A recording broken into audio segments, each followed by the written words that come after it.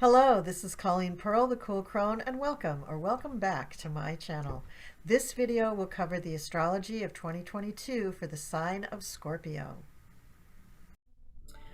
Hello, Scorpio. This is your astrological overview for 2022. Don't miss my general astrology overview for 2022, where I go into lots more detail about the slow-moving planets and even a little bit of extra information about the personal planets. In this video, I'm just going to touch on the slow-moving planets, but I'll still dig deep into the personal planets. All right, let's get started. So the big events pertain to the slower moving planets. And the first slow moving planet we're going to talk about is Pluto. Now, Pluto has been in your third house for quite some time, Scorpio, but I want you to remember something important about Pluto and Capricorn. That is the number 24. 24 degrees of Capricorn is a critical degree that will be passed over by a lot of different astrological aspects in the year of 2022. So just tuck that away in the back of your mind that 24 degrees Capricorn is a sensitive degree.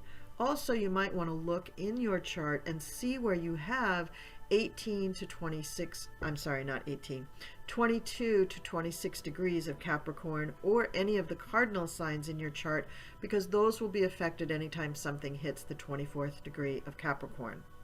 Now, if you actually need a astrological reading by a professional astrologer, my contact information is in the description box down below. Basically, just send me an email. I'll ask you a few questions and we'll get that booked. Or if you have your own astrologer, this is probably a good year to go and get an astrological reading for the whole year. There's a lot going on, Scorpio, and you won't want to miss any of it. And you will want to make good use of all of the astrological energies that are coming up in 2022. Neptune in Pisces. So Neptune is going to be in your fifth house, Scorpio. Also a placement that has been in existence for a few years now, quite a few years. Neptune in Pisces means that you're able to dig into the fantasy of life, that you're really, I hope, enjoying the fantasy and artistic characteristics of Neptune in Pisces. Also, you might be playing around with some of your psychic abilities or clairvoyant abilities or intuitive abilities while Neptune's in Pisces.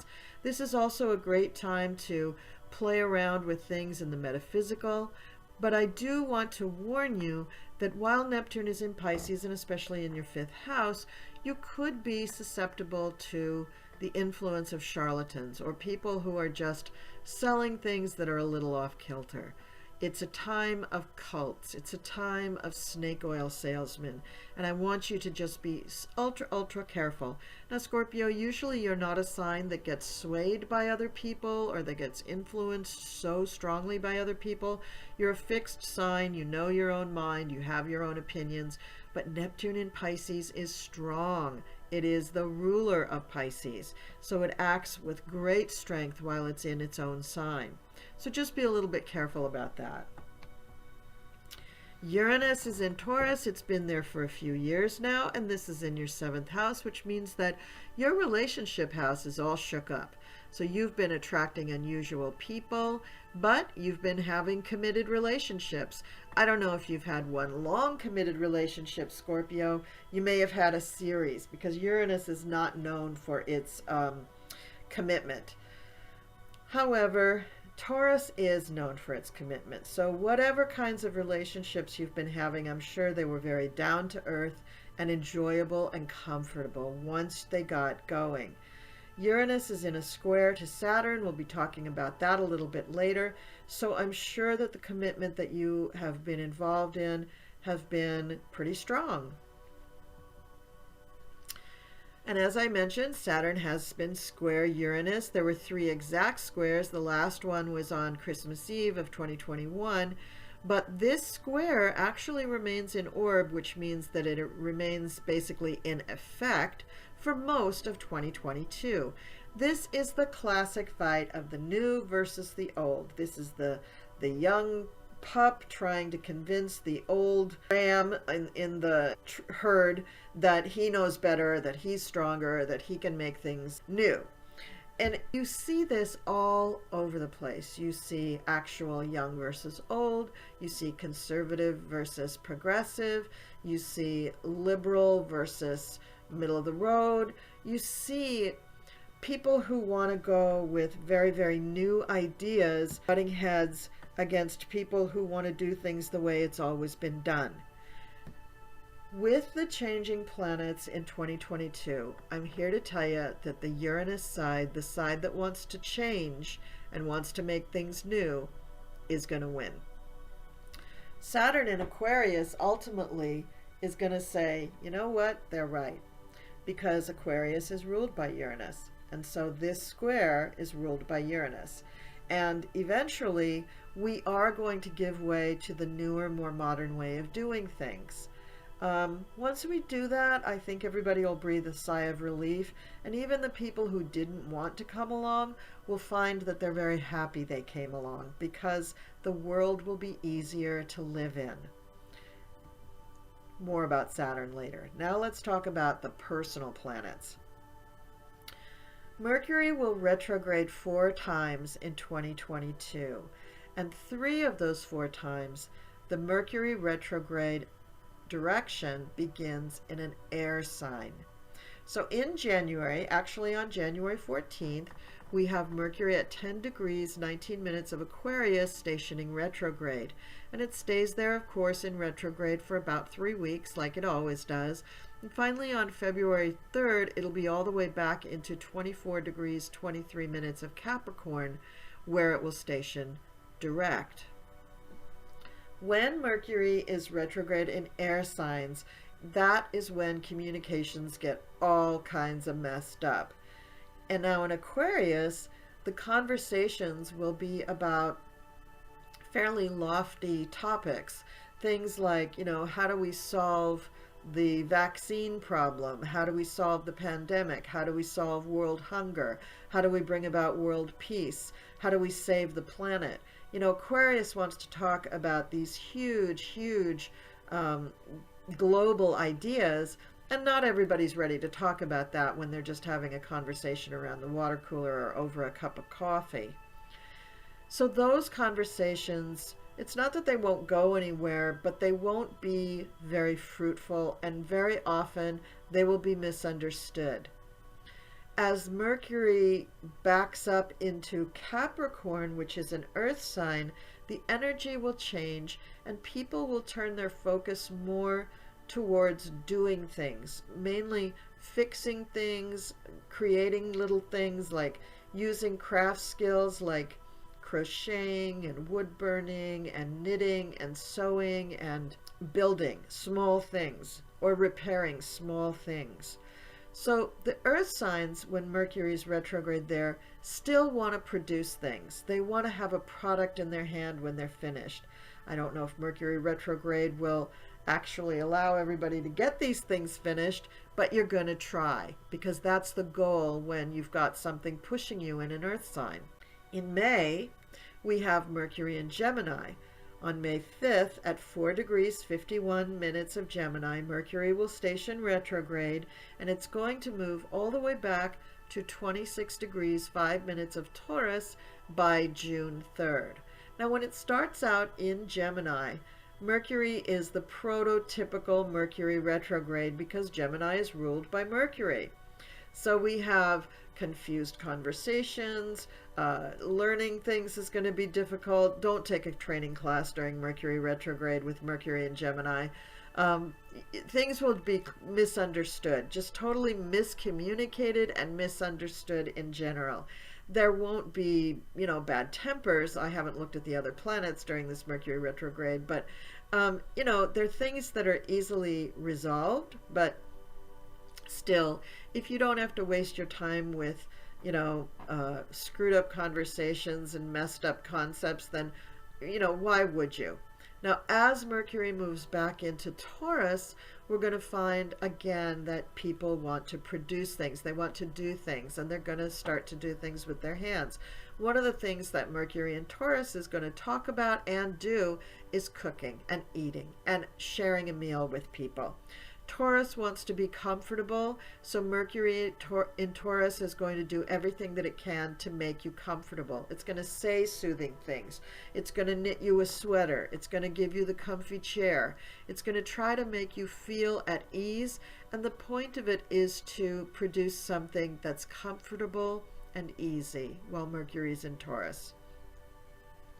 In September, actually on September 9th, Mercury will be in Libra, and it will station retrograde at 8 degrees 55 minutes. And it will move all the way back to Virgo at 24 degrees 13 minutes by October 2nd. And then it'll station direct. Now, Mercury in Libra is all about negotiation. So yes, communications about all sorts of deals will get kind of messed up. Libra's going to want to be talking about, you know, let's have a mediation or a negotiation, or let's make a deal, or let's kind of move these parts around so everybody's happy and everybody wins. But what's going to happen during the Mercury retrograde in Libra is that no definitive decisions will be made. Once Mercury actually moves into Virgo, then we again, just like Mercury in Gemini, have a classic Mercury retrograde where communications are really messed up, but that Mercury in Virgo is going to fix your toaster. So Mercury in Virgo is going to go all around the house and try to fix all the teeny weeny little things that are broken, like the chain on your watch, the necklace that broke, or the ring where the stone popped out, or the doorknob, or the leaky faucet, or something small. It's going to try to fix that, but it's also going to have those miscommunicated conversations that just can't be avoided during Mercury retrograde. The fourth and final Mercury retrograde for the year happens on December 29th. Mercury will retrograde at 24 degrees 21 minutes Capricorn, and it's going to back up all the way to 8 degrees 9 minutes of Capricorn by January 18th in 2023. And as it does this, of course, Mercury is going to want to do all of those things that we talked about at the beginning of this Mercury retrograde discussion, where Mercury in Capricorn is going to try to do things. I would suggest only doing small things, Mercury Capricorn, and don't try to do anything huge. And of course, realize that during Mercury retrograde, the whole project will probably get dropped and won't get finished until we have another Mercury retrograde. Nevertheless, the Capricorn Mercury is going to want to produce something. So it's going to want to build a little, I don't know, like a birdhouse or a little box or decorate it or something like that. And it's going to want to make it look very luxurious and rich because it's Capricorn. So that's what I have about Mercury retrogrades for 2022. They are going to be important. We are going to have 4 of them, and they begin and end the year. Now let's move on to talk about Venus. Venus begins the year retrograde in Capricorn, and Venus in Capricorn is all about the designer handbag, also all about the person or partner that they have conferring status upon them. So you may find while Venus is in Capricorn that you're looking for a partner who can give you some kind of uplift in the status department. Now you may already be in a relationship, so you may be looking for a business partner who can give you kind of an upgrade to where you are currently.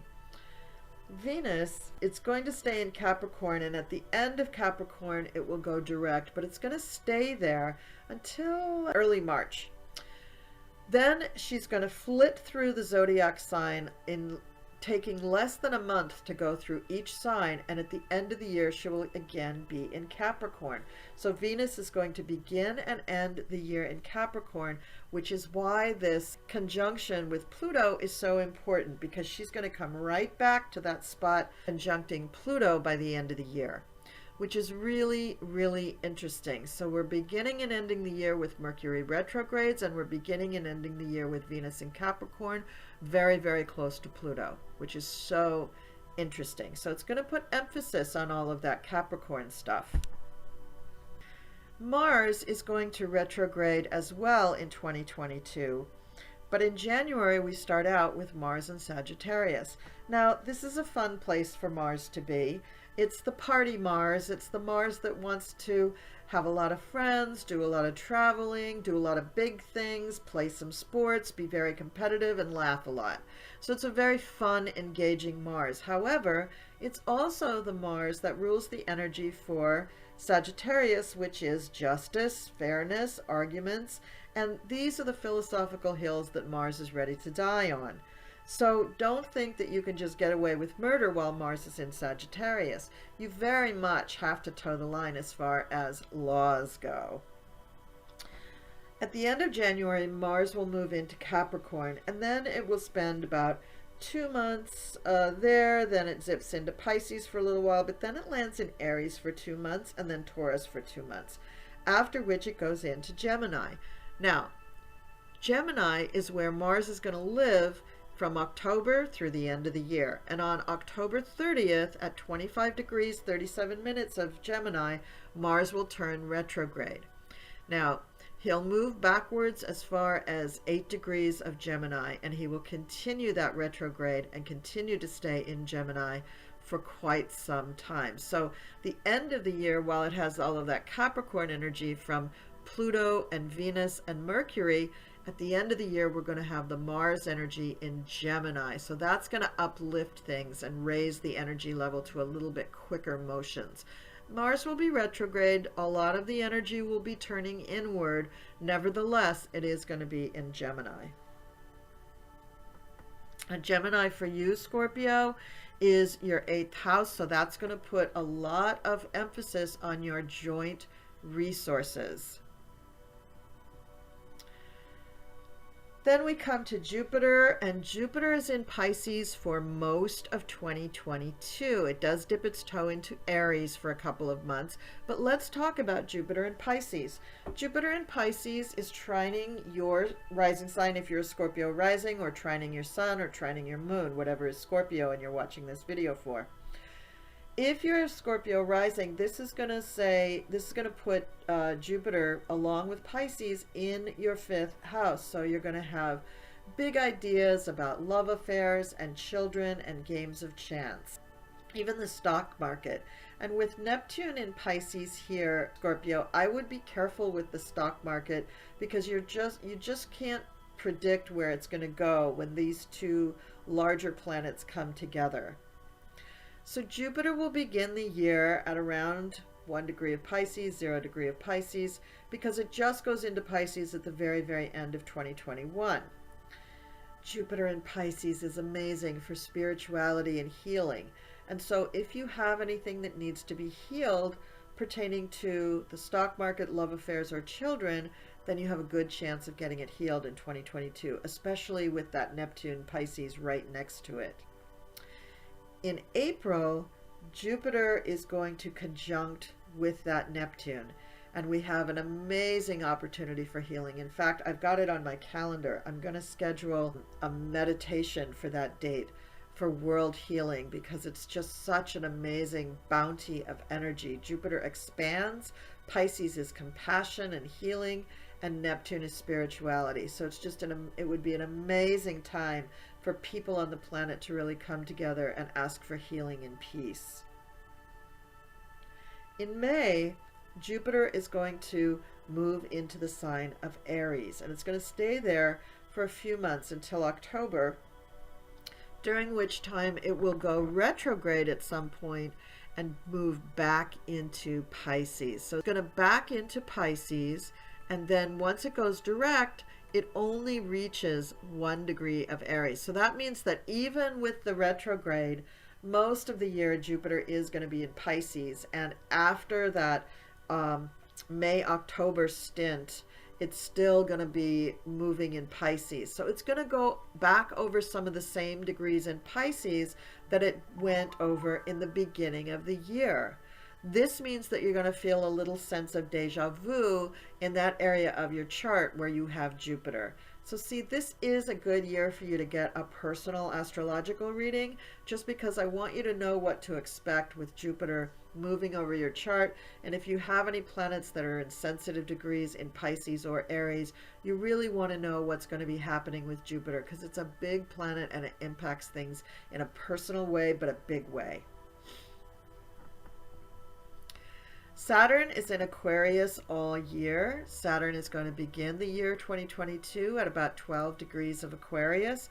And for you, Scorpio, that's right on your fourth house. So that's going to pertain to the real estate you live on, the house that you live in, and your family structure. It also rules things like the beginning and ending of life, but let's say that 2022 isn't the beginning or the end of your life. On June 4th, Saturn is going to retrograde at 25 degrees Aquarius in that fourth house. And so the energy of Saturn is going to move inward. And you're going to feel this a lot, Scorpio, because you are also a fixed sign. So you're going to feel a buildup, and let's hope that it's not a buildup of resentment. Saturn is that planet that brings about responsibility and constriction and structure. So you may find that when it comes to your real estate, your home, your family unit, that you just feel like you're carrying too much of a burden, that you're just taking on too much and you have too many responsibilities and it's just too much for you when Saturn goes retrograde in June. So be aware of that, and that's at 25 degrees Aquarius. On October 23rd, Saturn stations direct at 18 degrees of Aquarius, and then it begins moving forward again and finishes the year at 22 degrees Aquarius. So we have had, with this Saturn-Uranus square and also with the eclipses, we have had a lot of action pertaining to 7 to 13 degrees of the fixed signs. So wherever you have 7 to 13 degrees of Aquarius, Scorpio, Leo, or Taurus, I want you to pay attention, Scorpio, because it means that this Saturn retrograde is really going to hit you, and there could be something really, really momentous going on for you that you should be forewarned about. On April 30th, we have the solar eclipse, and this solar eclipse is in Taurus at 10 degrees, and it's going to be conjunct Uranus. So this is another time. Now see, that 10 degrees falls right in between the 7 to 13 degrees that I just talked about in a fixed sign, in Taurus, which is a fixed sign. So the solar eclipse is, I feel, going to be one of the most important points of the year because it conjuncts Uranus. And because Uranus really is taking over as the predominant energy in this square between Saturn and Uranus. So Uranus being the energy of the new, the erratic, the sudden, the chaotic. This is what's taking over. This is what's really dominating in our lives, not just in 2022, but it really has been in 2021 as well. And it will continue to do so into 2023 a little bit, but definitely it is a big power in 2022. So April 30th, that's the solar eclipse in Taurus, and I want you to be aware of that, Scorpio. Also, Scorpio, that's going to oppose your rising sign or sun or moon, whichever you're watching this video for. So that's another reason for you to be really, really aware of this solar eclipse that's happening on April 30th. So that's what I have to say for you, Scorpio. That is the overview and highlights of the astrological phenomena for the year 2022. Like I said, if you do need a personal reading, my information is in the description box below, or if you have your own astrologer, I do encourage you to contact them because this is a really, really strategic year for a lot of people, and you should be armed with the information rather than just sort of reacting to the energy. All right, Scorpio, I love you the most, and I hope you have a great 2022, and I will see you next time.